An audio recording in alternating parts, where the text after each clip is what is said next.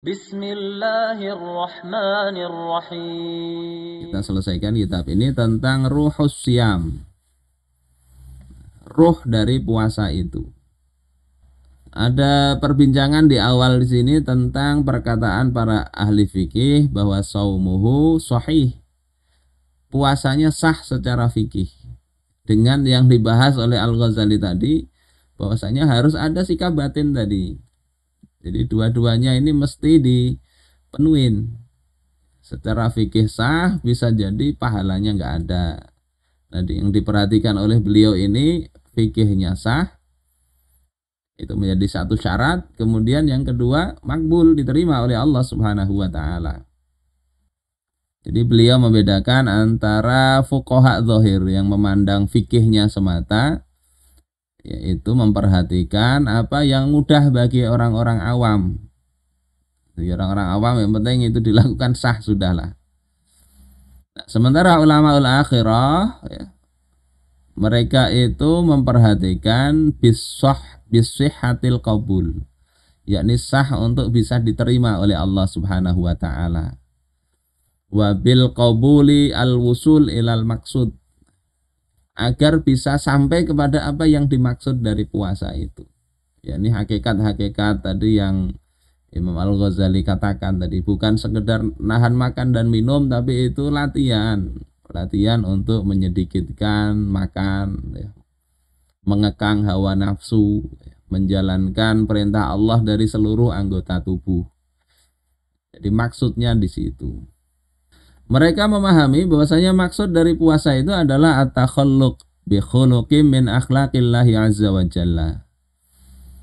Maksud puasa itu ya menghias diri dengan akhlak-akhlak yang dipuji oleh Allah Subhanahu wa taala. Dan ada tingkatannya, kata beliau itu, beliau kasih perumpamaan yang cukup menarik. Kata beliau, faman fahima makna shaum wa sirrahu ya alima anna masalah mangkafa anil akli wal jima'. Orang yang memahami makna puasa dan rahasianya, dia akan tahu bahwasanya perumpamaan orang yang sekedar menahan makan dan jima saja, kemudian dia berbuka dengan apa yang dosa, ya, sesuatu yang tercampur dengan dosa, itu perumpamaannya kaman masaha ala udwin min a'dha'ihi fil wudu'i salasa marrat. Jadi kalau yang haram-haram nggak dijaga itu seperti orang yang mengusap anggota tubuhnya dalam wudu 3 kali. Faqad wafaqa fi zahir al-adad, maka secara zahir itu sesuai dengan jumlah hitungan yang sunnah dalam berwudu. Illa annahu ya taraka al-muhimma wa huwa al-ghuslu. Akan tetapi dia itu meninggalkan yang penting, yakni membasuh. Jadi dalam berwudu dia cuma mengusap. Nah, tangan, apa beda mengusap dengan membasuh? Kalau mengusap itu tidak mengalirkan air. Tangan kena air basah, dia usap ke muka 3 kali. Nggak sah wudunya, tapi zahirnya seperti orang berwudu, sehingga sholatnya itu tertolak. Puasa itu begitu juga, ya. Kemudian perumpamaan orang yang berbuka dan makan dan puasa dengan seluruh anggota tubuhnya dari hal-hal yang dibenci, itu seperti orang yang dia itu membasuh anggota tubuhnya sekali-sekali saja, tapi dibasuh. Maka sholatnya diterima insya Allah. Ya. Dan perumpamaan orang yang mengumpulkan keduanya itu seperti orang membasuh anggota tubuhnya dalam berwudu 3 kali 3 kali. Nah, itu yang lebih utama. Jadi beliau kasih perumpamaan ini karena kalau sekedar zahir saja ada yang kurang dalam puasa itu.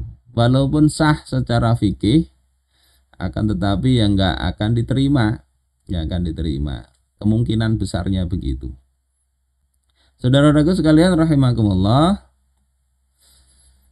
beliau kemudian mengutip sebuah hadis, ya. Inna shauma amanatun falyahfaz ahadukum amanatah. Sesungguhnya puasa itu adalah amanah. Maka jagalah oleh kalian amanah itu. Ini hadis hasan yang dikeluarkan oleh Al-Kharaiti. Kemudian ketika membaca perkataan Allah Azza wa Jalla, innallaha ya'murukum an tu'addul amanati ila ahliha. Ketika Rasul membaca ini, sesungguhnya Allah Subhanahu wa taala memerintahkan kalian untuk menunaikan amanah kepada yang layak untuk mendapatkan amanah itu.